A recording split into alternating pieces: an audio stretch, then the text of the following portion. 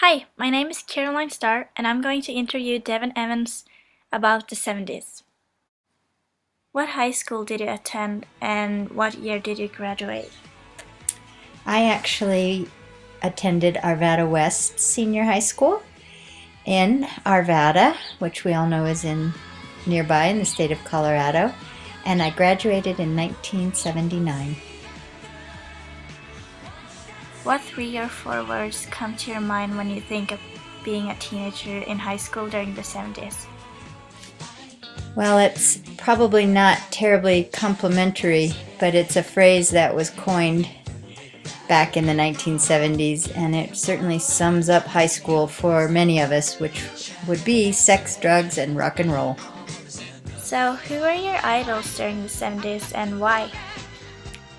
Well, I wish I could give you a serious answer that had some, made me look more intellectual than I was in my high school years, but my girlfriends and I sat around and discussed whether we wanted to be Marcia Brady or Jan Brady from a TV sitcom that was famous during the 70s, because no one wanted to be the little sister Cindy Brady. So, what kind of music did you enjoy and listen to, and who were your favorite recording artists, and what is your opinion about the music today?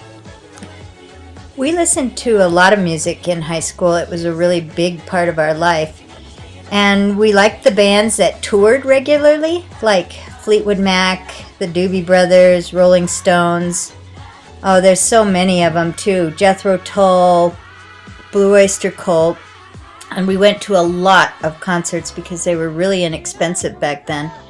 And for some reason, our parents just let us go off on school nights even and see a concert downtown in Denver and drive ourselves home. We, compared to the music today, I'd say we had a variety of tastes in music, which helps me really appreciate the variety of music that kids listen to today, and I like it. That sounds fun. So, what clothing styles do you remember wearing in the 70s, and do you remember bell bottoms and hot pants and granny dresses and stuff like that?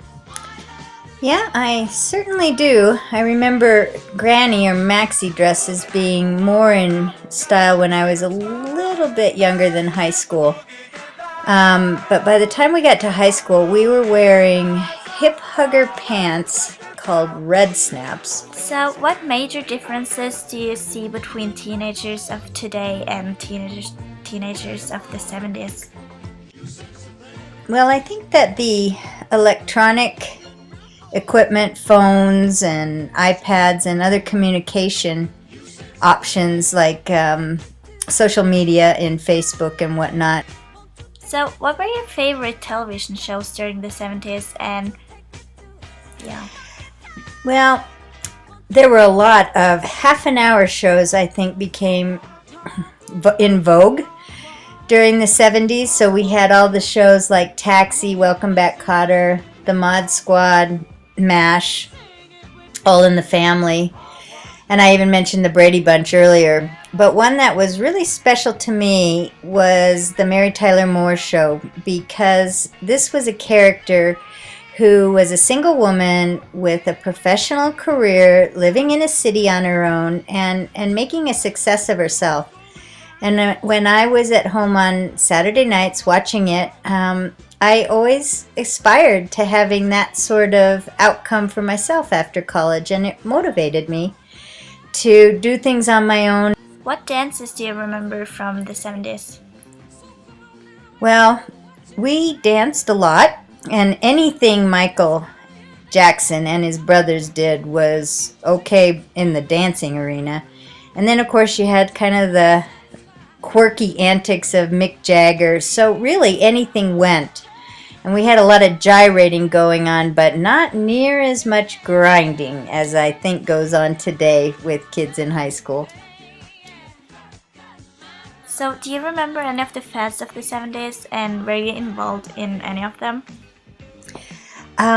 Yeah, one that was always close to my heart was the fad where we wore POW bracelets, which stood for Prisoner of War. Going back to the Vietnam War, everyone, and I do mean everyone, from grandmas to moms to daughters, and I think boys too, we bought these bracelets with missing soldiers' names on them. And it was for a charity, a good cause that I think somehow cared for either veterans or these missing POWs families, and we wore them with the name of a missing soldier. And I kept mine for years and years afterwards. And of course, I never knew what happened to him, and many of us never did, but it was a good fad that we all enjoyed participating in. Is there a triumphant moment you experienced during high school, and would you like to live it over again? And do you have a worst moment too? There were lots of highlights, I would say. I have a hard time picking out the most triumphant moment, but maybe it was when I graduated and earned a scholarship to go to CU, which is what I really wanted to do. I'd have to say that was triumphant for me. And one of the worst moments was actually going to an Arvada West homecoming dance and going out to dinner. Before the dance, we were walking along the sidewalk to the restaurant we had a reservation at, and another homecoming couple from a different school was crossing the street in front of us, and a car hit the girl in the street, and my date and I had to help her date rescue her from the street, and she was bleeding and really traumatized by the incident. She survived. It wasn't that devastating, but it was just one of those things you never forget. So, what do you remember about the energy crisis of the 1970s, and do you remember what gas prices were before and during this decade? I remember really long lines at gas stations and lots of politicians blaming each other like it was either side's fault that OPEC had decided to raise the price for a barrel of oil.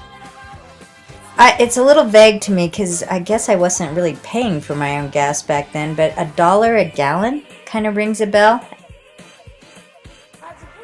Yeah, so did you own a car in the 70s, and what kind of car was it?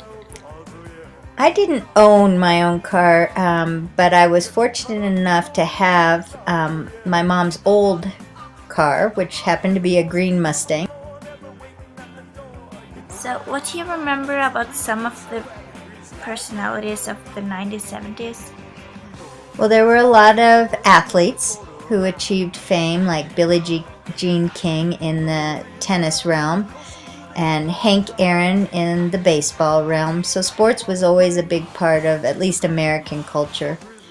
John Travolta, I mentioned earlier, he just survived the whole decade in good form and went on to achieve even more fame, probably in the 80s, 90s, and beyond. And then you had the personalities like Patricia Hearst, which was just a bizarre story of a kidnapping of a wealthy, I think, granddaughter of the Hearst fortune, which was a newspaper producing family who actually, Patricia was somewhat involved in her own kidnapping. And as a child, I didn't really, or well, not a child, but a teenager, I didn't really grasp what was going on in her kidnapping saga, but I later toured San Simeon, which is the Hearst home on the West Coast, and learned how crazy of a story that was. What do you know about some of the major events during the 70s? Well, I remember President Nixon visiting China, and that was so noteworthy because China was just like a black cupboard that we just thought of as evil communists, and we really had no idea what went on inside that country. So his groundbreaking visit really opened the doors and opened our eyes to China, and it's changed the course of history. We had the nuclear explosion at 3 Mile Island, which was on our own soil, and there was grave danger of nuclear contamination in the surrounding area to that plant. And then there was the Jonestown Massacre, which was just unbelievable, where this demagogue, or I don't know if you'd call him charismatic or just dictatorial, Jim Jones took a cult of people to a secluded commune and convinced them at one point. I don't know how long the commune had been in existence, but I want to say many years, like 7 or 8, going on 10. And he convinced them all to drink grape Kool-Aid and kill themselves, which is just a bizarre incident.